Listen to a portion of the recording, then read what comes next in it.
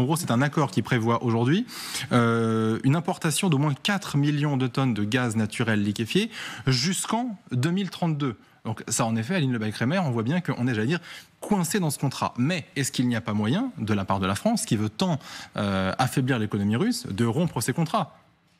Il y a un objectif affiché de la France d'atteindre l'autonomie énergétique, l'indépendance énergétique d'ici 2027, soit un peu plus tôt. Donc il y a la question des contrats qui se pose d'ailleurs pour l'Espagne, pour la Belgique et pour les Pays-Bas. Donc il y a plus exactement en termes de volume plusieurs pays européens qui sont dans ce cas-là. Vous montrez les chiffres d'ailleurs et la France se hisse à la première place des importations de GNL russe, ce qui est légal parce que jusqu'ici les sanctions européennes, les sanctions ottomanes n'incorporent pas la question du GNL, ce qui pose énormément de questions et de soucis. Je voulais rappeler qu'en ce moment même, au Sénat, il y a quand même une enquête parlementaire en fait qui a auditionné plusieurs acteurs de tout cela sur la question du rapport de l'État, c'est-à-dire de la France à Total Énergie. Donc j'indique quand même aux téléspectateurs que le 29 avril sera auditionné Monsieur Pouyanné,